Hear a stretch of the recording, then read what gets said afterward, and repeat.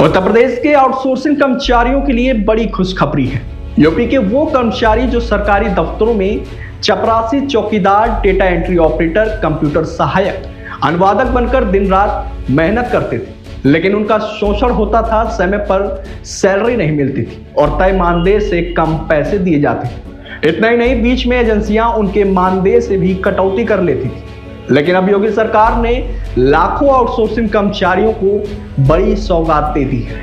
योगी सरकार ने 2 लाख आउटसोर्सिंग कर्मचारियों का मानदेय बढ़ा दिया है। सबके मानदेय में 8 से 10,000 रुपए की बढ़ोतरी की गई है। अब चपरासी और चौकीदार को 10,000 रुपए की जगह 18,000 रुपए मिलेंगे। इसी तरह अनुवादक, कंप्यूटर सहायक और डेटा एंट्री ऑपरेटर को 14,000 की जगह 23,000 रुपए मानदेय मिलेंगे।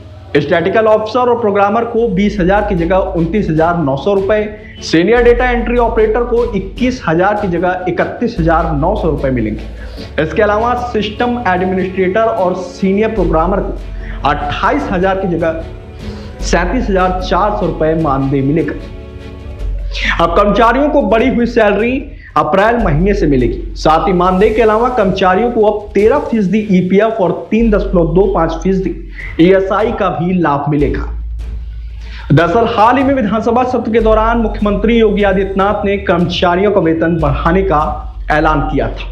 योगी सरकार ने इस बार विभाग के बजट में 426 करोड़ का इजाफा करते हुए 2,223 करोड़ रुपए जारी किए थे। वहीं पिछले दिनों यूपी आउटसोर्स सेवा निगम यूपी कॉस्ट बनाया गया है।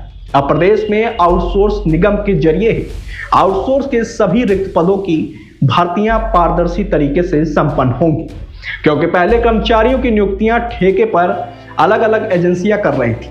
उनका जमकर शोषण हो रहा था। उन्हें न तो समय पर वेतन मिल पाता था और न ही तय मानदेय दिया जाता था। इतना ही नहीं, आउटसोर्स पर होने वाली भर्तियों को लेकर अक्सर विपक्ष सत्ता पक्ष पर हमलावर भी रहता था। विपक्ष का आरोप था कि आउटसोर्स से होने वाली भर्तियों में आरक्षण प्रावधानों का पालन नहीं किया गया। सपा इसे पीडीए के हक की डकैती बताकर अक्सर सरकार पर हमलावर रहती थी। ऐसे में योगी सरकार ने इसकी काट के लिए आउटसोर्स पदों पर होने वाली भर्तियों में भी आरक्षण लागू कर दिया है। अब आउटसोर्स निगम के जरिए होने वाली भर्तियों में अनुसूचित जात एससी को 21%, अनुसूचित जनजात एसटी को 2%, अन्य पिछड़ा वर्ग ओबीसी को 27% और आर्थिक रूप से पिछड़े वर्ग यानी ईडब्ल्यूएस को 10% आरक्षण दिया जाएगा। ये फैसला न सिर्फ लाखों परिवारों की कमर मजबूत करेगा, बल्कि सरकार की इमेज को भी और मजबूत बनाएगा।